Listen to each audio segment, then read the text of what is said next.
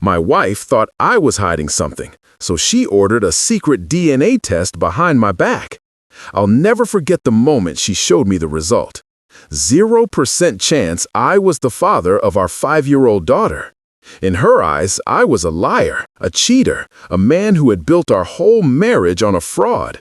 But I knew I had never betrayed her. I demanded another test, done properly at a clinic with every safeguard in place. The second test confirmed the first. She packed a suitcase. She was ready to walk away. And then, just when I thought my life was already in ruins, the real twist shattered everything. A maternity test proved our daughter wasn't biologically hers either. What began as a cheating accusation turned into a hospital scandal, a police case, and a desperate search for the child we lost. Through grief, judgment, and chaos, we had to decide if love was enough to hold us together when blood said otherwise. That's the story I'm about to tell you, and it begins right here. She isn't yours. That is how my wife announced the end of our marriage, over the whir of the dishwasher, her voice flat as a hospital wall.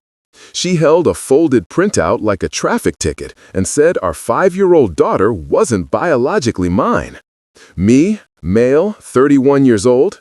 My wife, female, 29 years old. Our daughter, 5 years old. One sentence and my life went sideways. By the way, if you think the twist is that I cheated, you're wrong. The twist is worse, much worse. The paper trembled when I took it. Our kitchen smelled like garlic and dish soap, and the night outside the window had that winter blue tint where the street lamp makes the snow look dirty. "Where did you get this?" I asked. "Mail-in kit," she said, not looking at me. I wanted facts. "Facts," I repeated, even as my head throbbed behind my right eye. My wife, Erin, had been distant for months. She started sleeping with her phone face down, doing longer yoga nights, whispering on the balcony. When I asked what was wrong, she said, "You tell me." Now I understood why she was acting like a prosecutor. A line from the form popped out. Probability of paternity, 0.00%. Zero, like my chances of catching my breath. "I never cheated," I said. "There's no one else. There never has been." She folded her arms. "Then explain this." I thought of our daughter, June, asleep down the hall, her tiny nightlight throwing constellations on the ceiling. The test sat between us like a verdict. Erin's mouth was a hard line I didn't recognize. She set a suitcase by the door. "If you're lying," she said, "I'm filing tomorrow." I heard my best friend Theo's voice in my head, the way he teases to cut tension. He didn't cheat, he built a double life. It would have been funny 2 weeks ago. Now it sounded like a headline. "I want a second test," I said, "done in a clinic, chain of custody." "Fine," she said, "but if it confirms this, I will never forgive you." I tried to hold on to something sane. I tried to reach for her hand. She pulled away. Her coffee on the counter had gone cold and bitter. I took a sip anyway and winced. When she went to the bedroom, she turned the lock. That click was louder than any argument we'd ever had. I lay on the couch and watched the red digits of the microwave crawl past 2 a.m. My mind kept circling the same question like a vulture. Do you think I should have trusted my instincts? Because my instincts said this was bigger than me.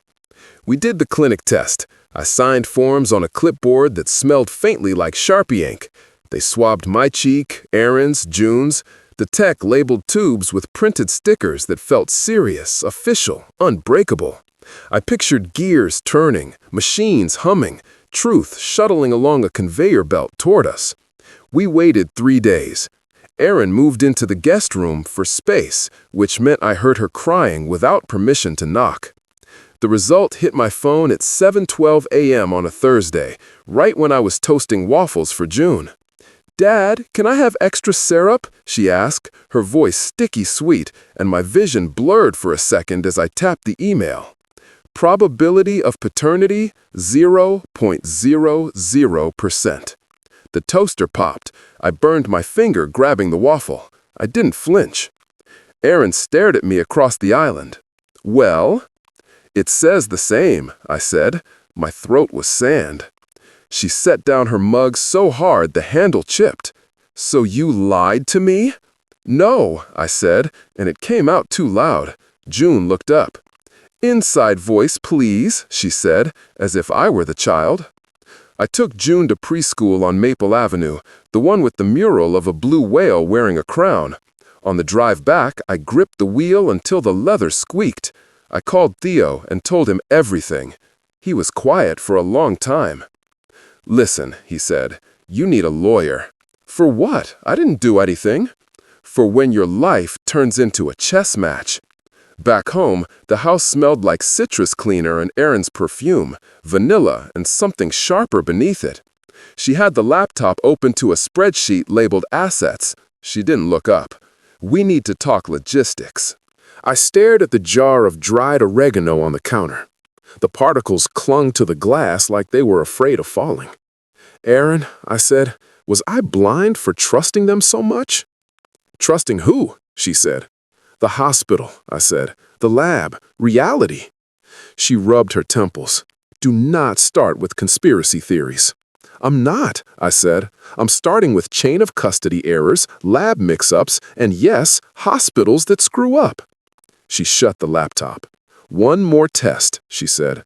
But if it's the same, I'm done. Deal, I said. And then we test you and June, too. Her eyes flared. Why? Because this doesn't make sense. When my sister Maya had her baby last year, she texted me photos from the hospital. A tiny ankle with a plastic band that matched the bracelet on her wrist. A nurse clipping a blinking tag to the umbilical stump. They make it like Fort Knox, Maya wrote, which is great because I have slept 47 minutes in 2 days. She told me the alarms would lock the whole floor if a baby went near the exit without a parent. At the time, I sent a heart emoji and a joke about baby Ocean's 11. Now I scrolled back to those messages and felt the slow crawl of dread up my neck. The third test came back the same. 0. Erin stared at the number like it owed her money. She printed the result, set it next to the first two, and took a photo like she was building a scrapbook of betrayal. She told her mom. Her mom told her church friends. Her church friends told Facebook. Suddenly, men in my inbox were calling me a deadbeat, and women were calling me a narcissist. One message asked if I knew the real dad. Another helpfully informed me that blue eyes plus blue eyes cannot make brown eyes, which I remembered from middle school, but also remembered was not the whole truth. Science is messy. So is marriage. That night, Erin said, I want you out by the weekend. She stood in the doorway with her robes cinched like armor. I'm not leaving June, I said. I'm not keeping you from her. You're keeping me from our home. This isn't your home if it's built on lies. I was so tired my bones felt hollow.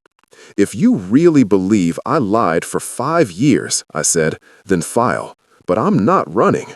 She didn't answer. She closed the door. I slept on the rug in June's room, the one with the pastel planets. Her humidifier made the air smell like clean rain. Around 3 a.m., June turned in her sleep and tangled her fingers in my hair. I stared at the glow-in-the-dark Saturn and thought, would you stay in a marriage after repeated lies?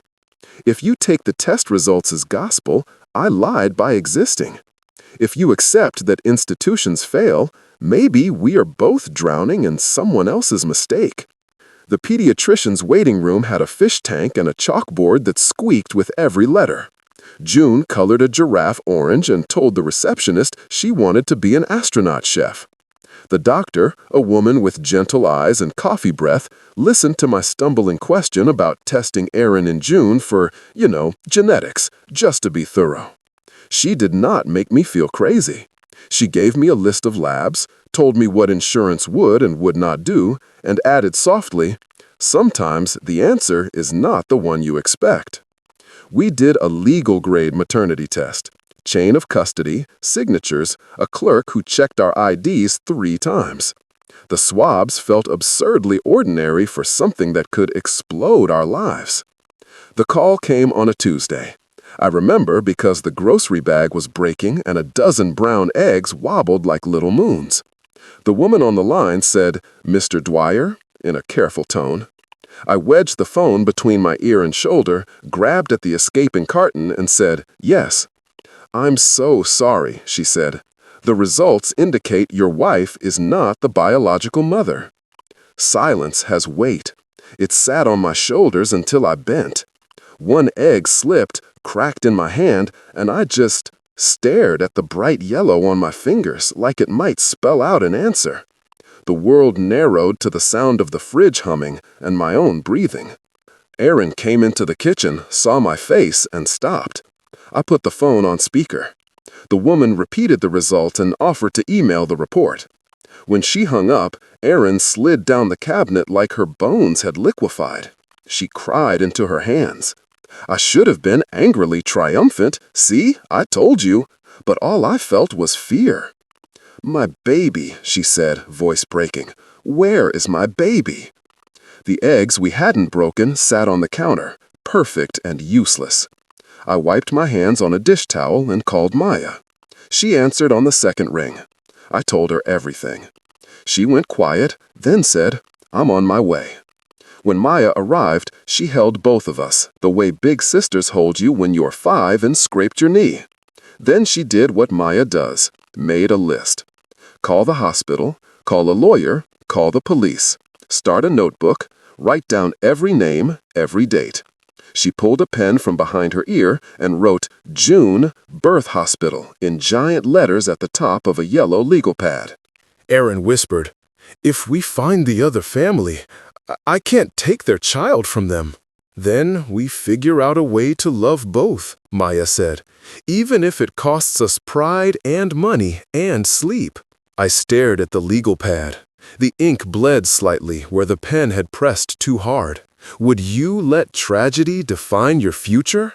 It suddenly felt like the only question left.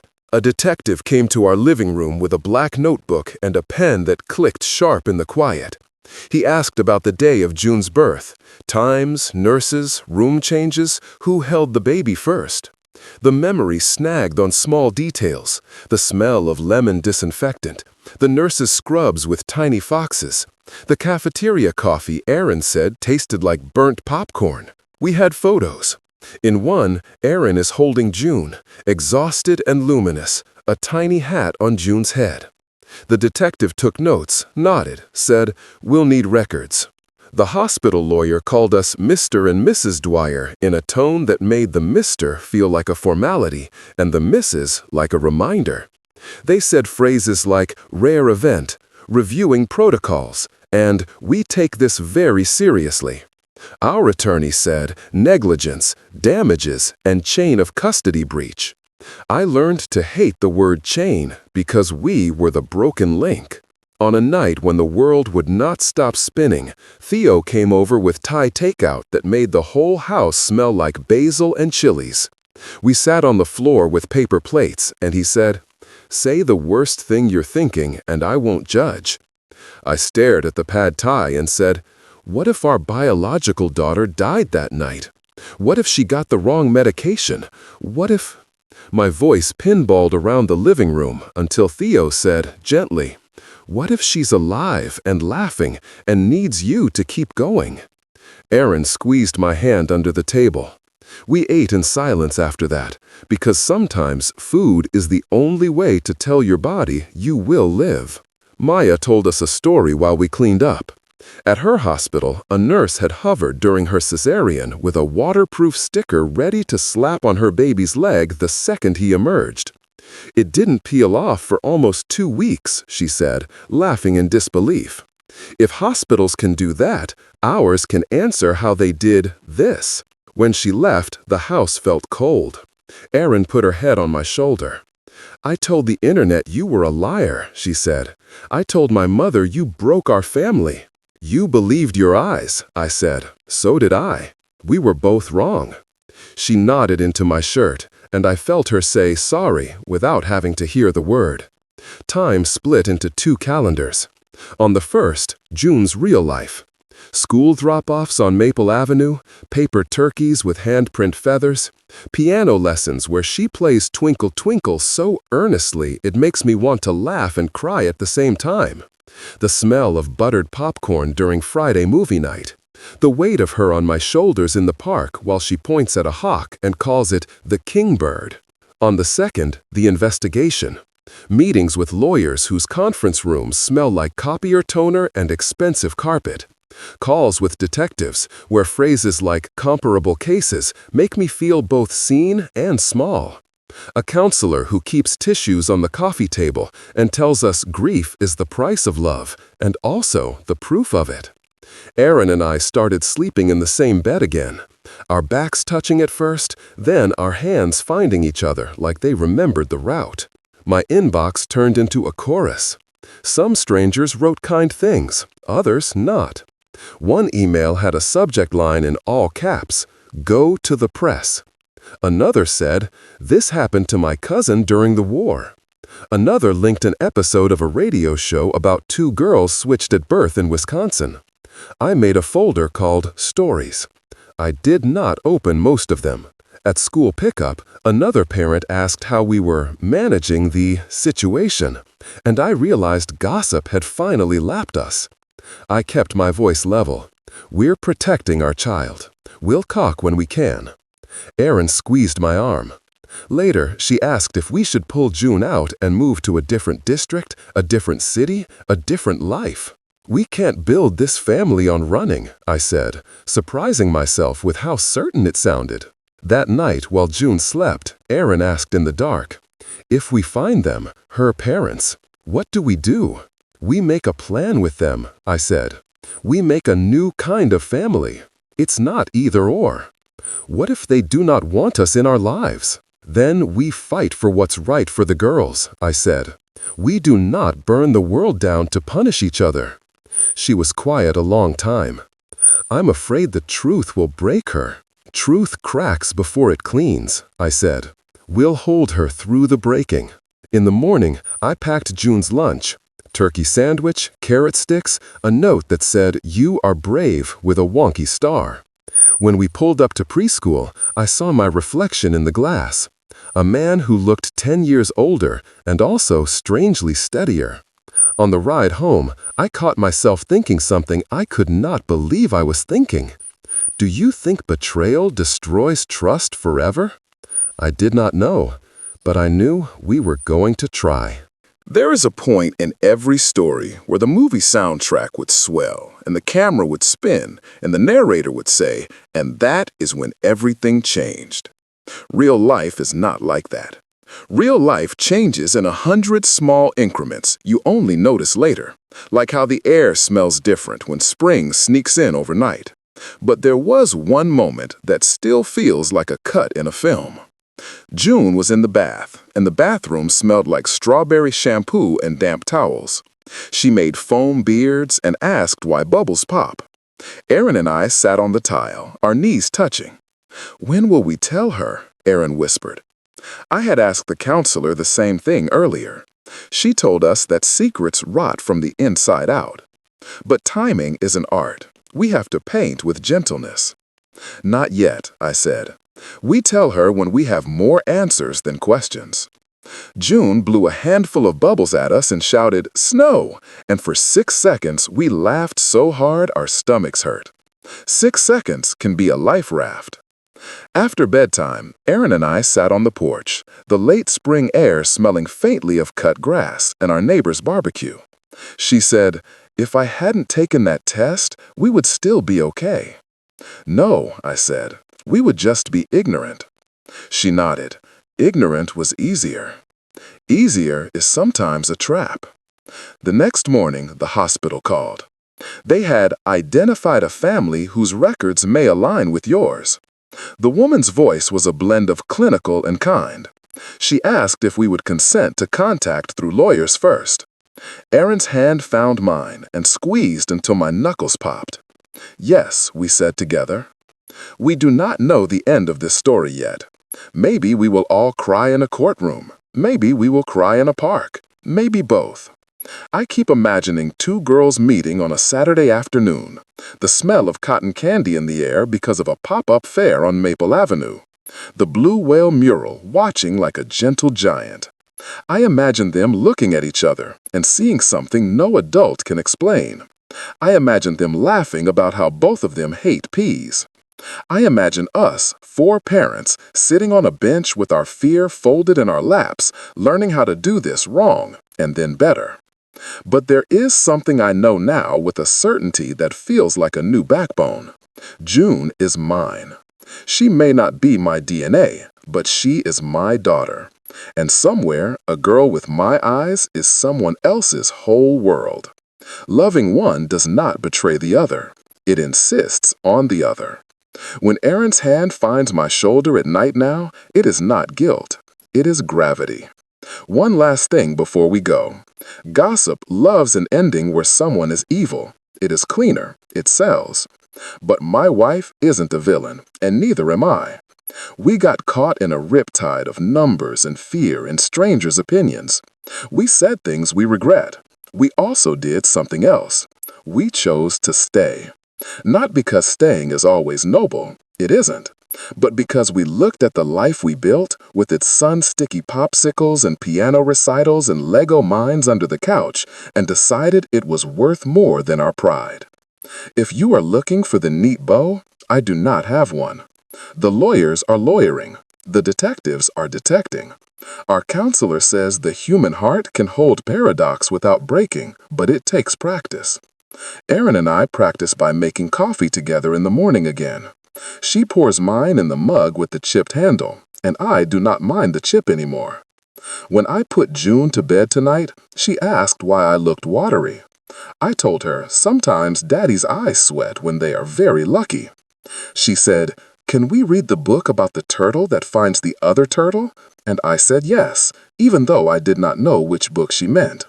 She picked one with a green cover that smelled faintly of dust and apple shampoo. Halfway through, she fell asleep on my arm. My hand tingled, and I stayed anyway. Here is the quiet truth that took me too long to say out loud. The hospital stole certainty from us. It didn't steal love. Love is louder. Love is louder than a PDF that says 0. Love is louder than Facebook. Love is louder than the voice in your head that asks you to burn the house down so no one else can live there. And that is when I realized our family is not ruined. It is redrawn. And that's when I realized the daughter I lost is out there, and loving the child in my arms does not betray the one I have yet to meet.